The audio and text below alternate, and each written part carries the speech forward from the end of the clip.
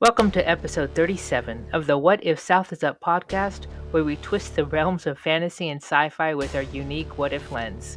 Listen up as we delve into familiar fictional universes, add a twist, and have fun debating the ripple effects. So, whether you're here to reimagine your favorite worlds or to sprinkle a bit of that what if magic onto your own stories, you're in the perfect spot. We'll serve up a blend of wisdom and whimsy, ensuring you leave each episode not just entertained, but perhaps, maybe, a little enlightened. Buckle up, we're going on a journey of curiosity, return what if into what's next. My name is Christina Exton Lefebvre, and I'm in the middle of building my first world, a magical parallel Earth where colonization never happened in the Americas, and reworking my first novel with a working title, Cogs and Clogs. And with me is the dude who won't ever let me quit, Mr. Derek Hall. No quitters here. Hey everybody, I'm Derek Hall, author and creator of the Crimson Prophecy and Horizon Gamelit series, available on Amazon, Barnes & Noble, Kobo, pretty much anywhere you want to get an ebook from. And yeah, I'm here. No quitters. No quitters. So before we dive into today's adventure and see what if question chance brings up, Christina, what are you drinking today? Actually, I found this hard seltzer. It's called 603 Hard Seltzer. So 603 New Hampshire. It's a local thing. But it only has 100 calories. Woot woot. So, Priorities, man. I tell you what, it doesn't hurt. What about you? Got anything good? I have some boozy apple cider. Hot, of course. Still winter out there, huh? Honestly, it hasn't been bad. Spent most of the day outside. It was in the 50s, but it was windy and the humidity is up, so it kind of cut right through you. Oh, yeah. It didn't feel like it was in the 50s, let's put it that way. Yeah, I get that. Well, since our last auditory journey together, what tales have unfolded in your writerly realm? Have you encountered any breakthroughs or perhaps discovered new storytelling spells? Maybe you've navigated the mist of writer's block or unearthed surprising plot twists. Share with us, with our fellow scribes, what marvels or challenges that you have faced since we last met. You doing okay there, Elmerfudd? That was a mouthful. Widely whelms. I've been working on a few things in an effort to tie up loose ends and fill in blanks that I, in all of my non-existent authorly wisdom, left hanging in book 3. So that's been an adventure, trying to find holes and patch them before the boat sinks. But yeah, that's what I've been up to, editing and fixing. Well, good for you. You at least are working on it. Yeah. What about you? Let's see. I finally, or at least I think I have finally, chosen my climax. Totally think I nailed it this time. Been working out the kinks for a couple days now, and I think this is gonna work. I think I got it. Now that I know where I'm going, I think I'll be able to get the rest of the story back on track, and get some more words written. I mean, writing words for me, writing the words is the easiest part. I can write a million words, but they all seem to go way off into space and don't make any sense when it comes to plot. So I've been working real hard on trying to get my plot plotted. Yeah. It's part of why it takes me so long to write. I do it all at once. Yeah. It's a struggle. I'm hoping I finally found a method so that I can get this done. And then maybe next time I write the next book, it won't take me as long. And maybe by the 4th book, I'll be able to get one out in a year. We'll see. Yeah, there you go. Everybody has a method. You just got to find it. Yep. As writers, it's crucial to keep our craft sharp by diving into stories, be it through reading, watching, or listening, since there's no right way to feed your inspiration. So, what stories have you been soaking up since our last episode, Xtina? Well, I saw both the Dunes. Um, Loved the first one. As for the second one, well, I'm not going to spoil it. It's too early. It just came out. I'm not going to spoil it. So I'll reserve my critique for another time. Yeah. The first one was beautiful, gotta say. Yeah. Other than Right. that, really not much else as far as story. What about you? Well, I have and have had for a long time a soft spot for Nicolas Cage in all of his many forms. And I watched a movie the other night that I have never heard of called Primal, starring, guess who? Nicolas Cage. Yeah. As you can probably guess, a Nick Cage movie that you've never heard of is about as good as a Nick Cage movie that you've never heard of. It wasn't good. Um, Bland is probably a good descriptor, but at least it scratched the late night movie itch. Yeah. I'll I'll have to put that on my don't have to watch list. If you want to watch a drunk, like, African exotic animal hunter run around a cargo ship while being hunted by an international assassin, it's great. But if you don't want to watch that, don't bother. Yeah. It's a Things. bizarre premise. I don't know why it exists. It whatever. See, listeners, this is why you come to the show. We not only tell you what to watch, but what not to waste your time on. Save you an hour and a half of your life. Okay. Um. Yeah. So, guess what time it is? It's Dead Darlings time. It's that moment in our show where we each pluck a solitary sentence from our works in progress. No context, no explanations, just a naked string of words to honor the bittersweet truth. Sometimes our first draft gems shine bright with potential, and other times, well, they're just doomed to the delete key. So, what have you got to share with us? I have one of those first draft lines. Well, I let's can hear it. feel your worry and confusion like an itch under my scales. I can feel your worry and confusion like an itch under my scales. Huh. So, dragon talk. Mm-hmm. Hmm. Yep. Dragon talk. What do you have for us? Here you go. Don't worry, little dear. The gas only kills the abominations, not humans. Yep, Okay mine's a then. first draft too. Yep. Yeah. So it'll be manipulated, massaged, but Mm-hmm. not Same. exactly dead. Yeah, Yeah. It's not dead yet. not dead yet. All right. Now, on to the point of the show and our favorite game. Each week, we roll a d20, which helps us randomly choose from our perpetual list of 20 scenarios. And then we talk about how it would affect popular fictional, fantasy, speculative fiction, or sci fi worlds. But before we get to the question, Xtina, what world are we playing in today? Well, we decided for this inaugural episode of this new format, we were going to discuss Firefly. Good one. Yeah, good one. What what did you find most interesting, or why was this world interesting enough to choose for us? What do you like about it?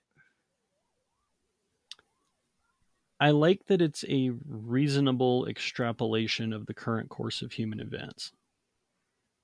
Mhm. It doesn't feel like something that would necessarily be out of place if it actually happened, and it doesn't feel fake or contrived. Like, you don't need this idyllic utopian society to make it work, like a lot of sci-fi where the whole planet is under one government and everything's perfect and there's no war and everybody agrees and blah blah blah. That's not how Firefly works. It's a lot more realistic in that sense, I think. And I Yeah. just really like the sort of Wild West in space sort of aesthetic that they give it. But Oh yeah. That is fantastic. That wild that that whole premise. I mean, I wish I had such a simple sentence to describe the premise of my book, but Wild Western space, love it. What I Yep. what I appreciated most about the series after rewatching it for this episode was the dialogue. They they really worked hard to give us the sense that it's the old west, but they include you know uh, Chinese worlds to make sure that's sprinkled Mm-hmm. into the into the reality or into the setting. So between the drawls and the giddy ups. They never actually said giddy ups, and I can't think of something they said, but they said things like let's giddy up. Mm-hmm. The verbiage, and it was just, I don't know, it was just really interesting. It really brought you in deep into the story. Yeah, the language and the way things are phrased, Hmm. I love it. I love it. It's old timey, but it's not.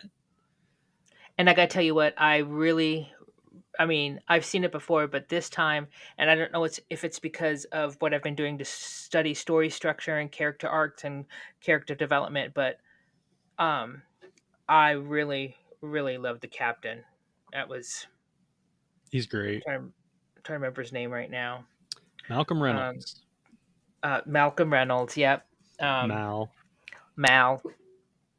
Mal Captain Tight means Pants. bad. Mal means bad. That's what. That's, that's what. What's her name said. Anyways, yeah. So he just really fell in love with that character. Loved it. So shall we find out what's going to befall the Firefly world? Hmm. Let's. Alrighty. Number 9. What if suddenly no one could lie? Sorry, people that are listening, if you hear the little woof in the back, my little puppy wants me to go to bed. So, all right. So, what if nobody could lie in the Firefly world? They wouldn't be able to get away with a lot. I mean, they are kind of, thieving. Yeah, just a bit. So, I don't know how they could be. I mean, how can they get away with all their capers if they're lying? And definitely, how are they going to protect River if they can't lie? Exactly. Um, That's an issue for sure. I So I don't know, mean, go somewhere where you won't have to and just hang out until it wears off. till it wears off, till the line wears off, or they or can't lie. Yeah. Well, Jane would have a problem if you couldn't lie in Jane this. is a walking lie. I love Jane so much. Oh, there's a great character. He does nothing but like you hate him but you love him. Yep, I love Jane. yep, yep, That's one of the episodes I went back and watched and to get ready for this was Janestown. yep. I love that Jamestown. episode. That was awesome. Yep. I love that episode so much. That was great. Hero of Canton. um, Oh, yes. Good but times. Yeah. I'm thinking of this whole thing, and they really didn't lie a lot in the movie. I mean, in the show. Um, I mean, they had to make up stories for some of the things they were doing, Mm-hmm. but when it came down Um, to um, the live brass tacks, omission. live omission, yes, that works. Um, I mean, yes, they omissed. Is that Omitted. they omitted a lot. They omissed a lot of things. Wow. They omissed a lot of things. Um, I think you omissed something. Um, yeah, so something the I think crew is one of those like groups of characters that ride the gray line between good and bad. yes. They'll do something good, they'll do something bad, they'll do something good, they'll do something bad, but they do the bad things for good reasons. Yep. You know, so for starters, I love gray characters. I love the system. I love them so much. I love morally gray characters. Um, they tend to have a lot of depth to them if done well. Mm-hmm. And Firefly did it well. But you're right. They very rarely just outright lie. Unless you're Saffron, Oh, Mal's wife. hmm. Yeah. Yeah, Well, that was her whole character. You could never believe anything she said. she's not part of the main crew, though. She's not. You're right. She's not. But That I was think one in the episode. It series, was one time.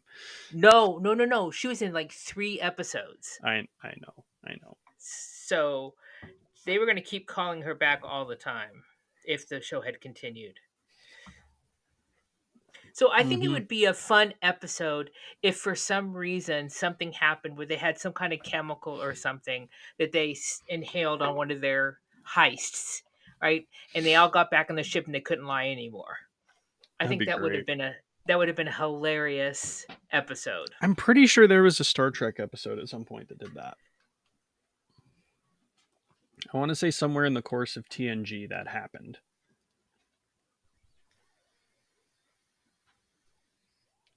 I can't come up with something. Mm. It feels familiar, Yeah, and it feels familiar in a sci-fi setting. So it does to me too, and I can't think of what it would be. So I don't think that we could have had the whole Firefly world, or I should say, the ship itself and what they were doing if they weren't able to lie. Okay, but I think it would have been a great episode to see them not able to lie. yeah, And it's also an interesting thought to think that maybe the when we were talking about the world building and the morals, mores, and ethics and stuff like that that evolve over time, it would have been real. It could have been interesting, I guess, if the reasons being they couldn't lie, if it was in the whole series, was because of it was taboo to lie. You know what I mean?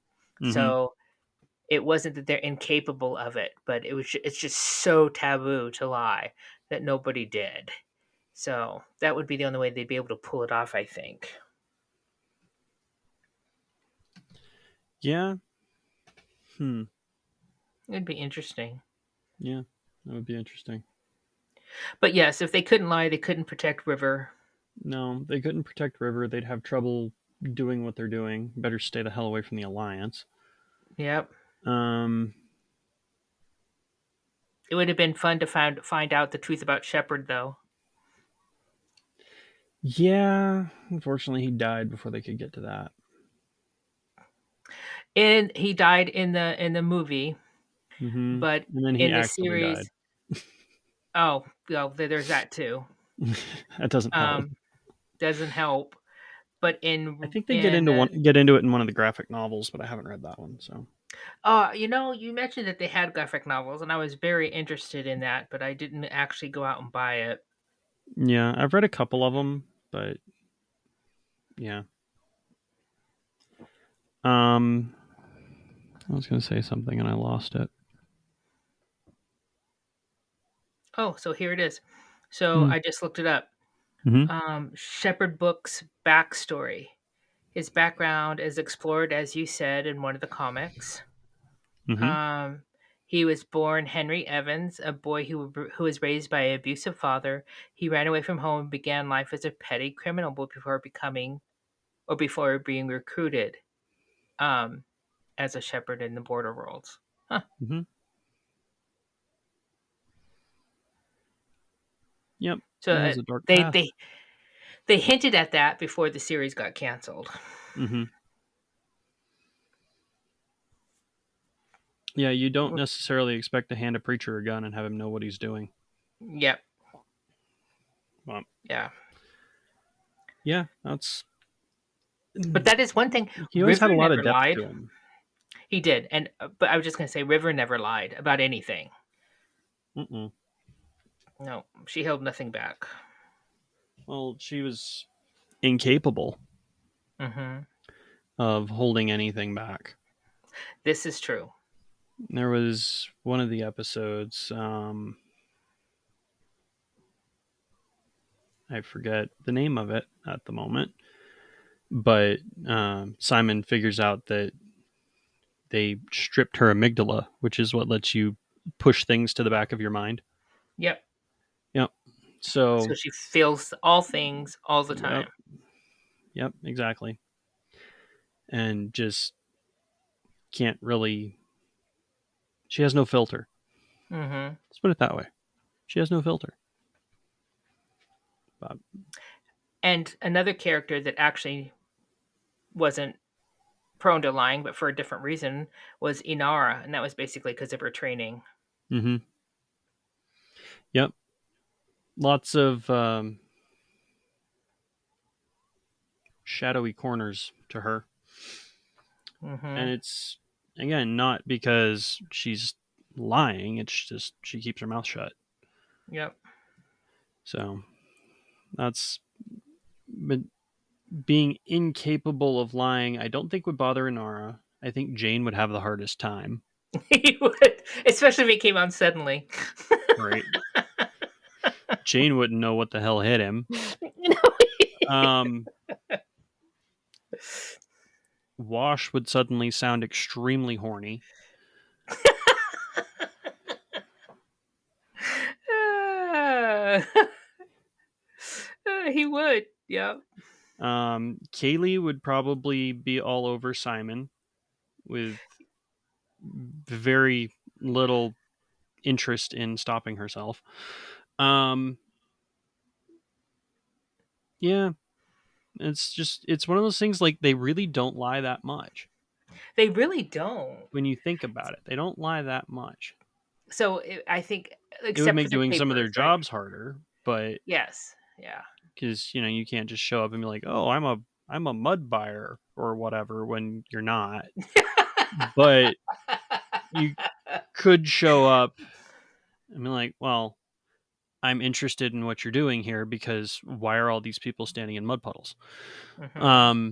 It's kind of that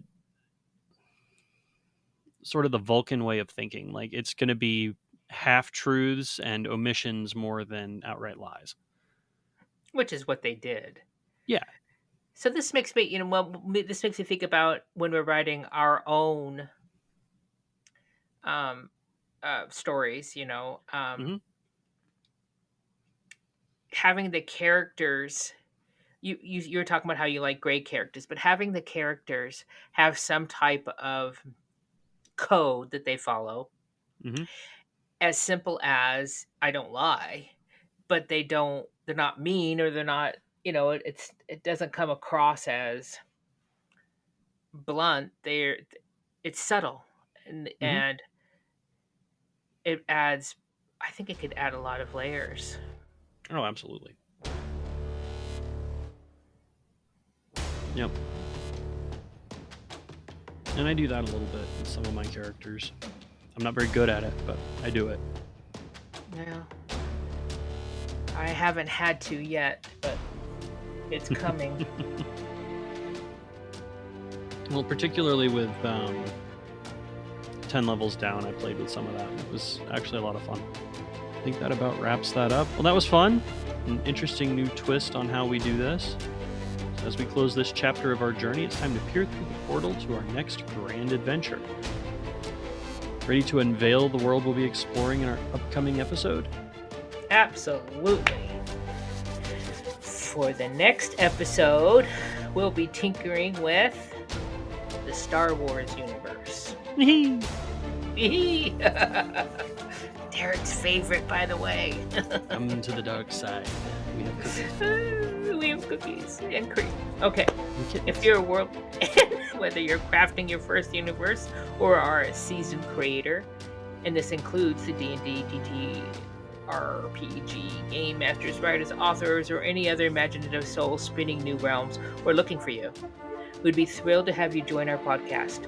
Drop us a line through whatifsouthistup.com or send a signal flare via our Facebook page. Your next world could be the star of our show. And don't forget, our magical spreadsheet is ever ready for more what-if scenarios. Got a unique twist in your world begging for exploration? Curious to see how it would unravel or weave into other worlds? We've got you. Share your intriguing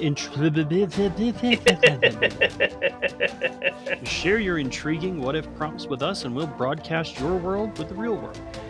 Don't hold back. We're thrilled to hear from you and to spread your creative spark across the cosmos. God, that went heavy. So, We'll Xtina, modify for next time. how can folks find you on the interwebs? My website is uniquelyxteen.com, but I can be found on just about any of the socials as uniquelyxtina. What about you? My website is DerekHallAuthor.com, but you can find me as D Hall Author on the Clock app and just about anywhere else. We did it. We did it. Thank you, everyone. We did it. Shiny. Shiny. Shiny! Yes! Shiny! Shiny. Let's be bad guys. It was shiny. That was a shiny episode. Shiny.